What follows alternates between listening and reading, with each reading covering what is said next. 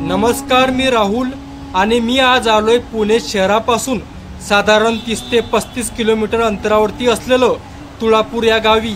इथेच शंभूराजांना ठार मारले होते. शंभूराजांना संगमेश्वरात कैद केल्यानंतर त्यांना प्रथम अहमदनगर जिल्ह्यातील बहादूर गडावर नेण्यात आलं आणि त्यानंतर शंभूराजांना याच तुळापूर या गावात कवी कलश आणि शंभूराजांना कैद करून आणले होते. याच ठिकाणी शंभूराजांना कैद करून ठेवले होते. याच ठिकाणी माझ्या शंभूराजांचे डोळे काढले होते, जीभ कापली होती, शंभूराजांच्या संपूर्ण शरीरावर जखमा केल्या होत्या. याच ठिकाणी माझ्या शंभूराजांनी स्वराज्यासाठी बलिदान दिले होते.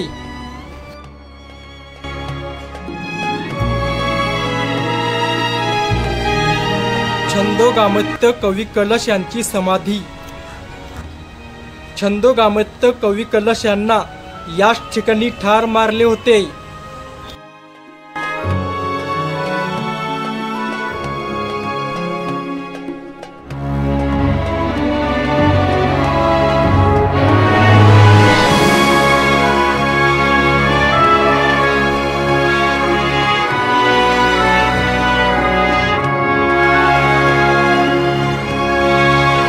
प्राचीन संगमेश्वर मंदिर.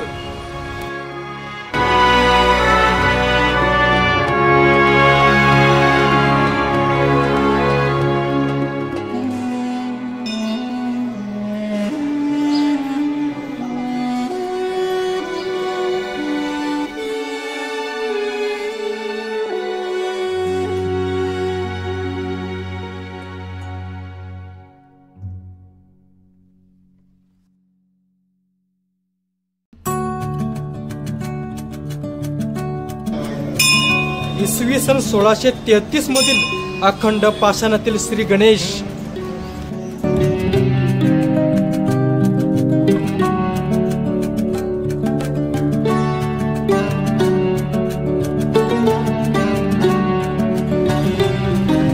छत्रपती संभाजी महाराजांच्या एकूण 2 समाध्या आहेत. त्यापैकी तुळापुरात असलेली ही छत्रपती संभाजी महाराजांची पहिली समाधी.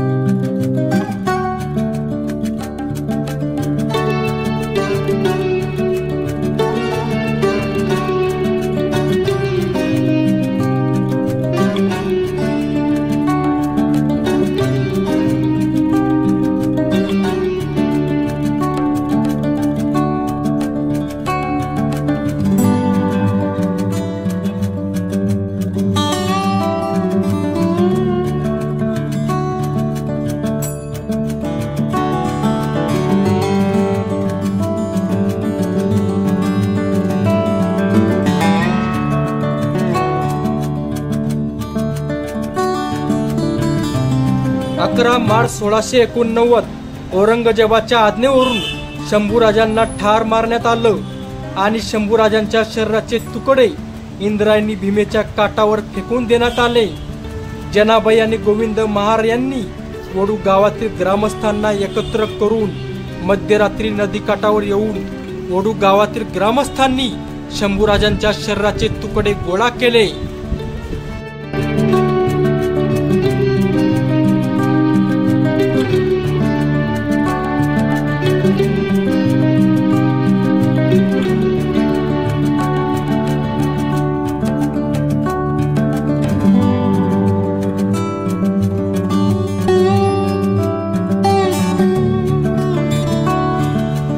काळातील गणेश मंदिर.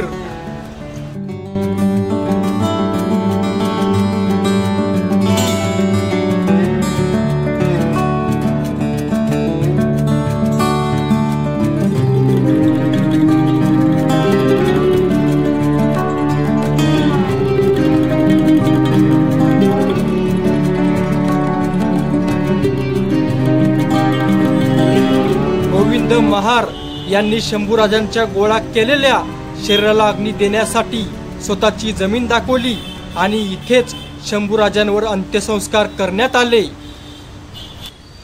वडू बुद्रुक गावात असलेली ही छत्रपती संभाजी महाराजांची दुसरी समाधी.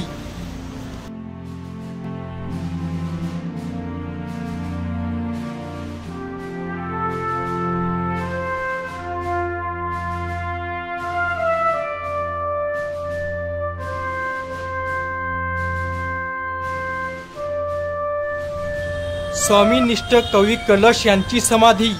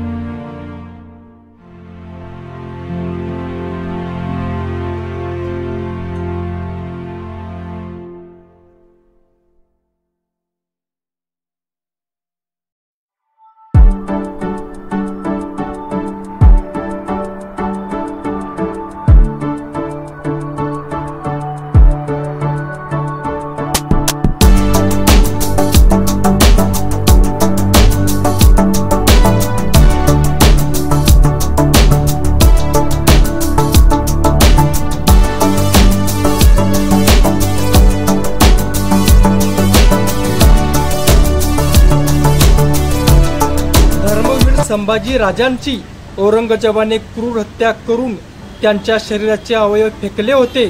ते अवयव वडू येथील तत्कालीन ग्रामस्थांनी मोठ्या धाडसाने गोळा करून राजांचा अंत्यविधी केला।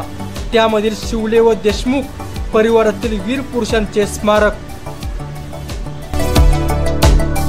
हा व्हिडिओ तुम्हाला कसा वाटला हे कमेंट करून नक्की सांगा।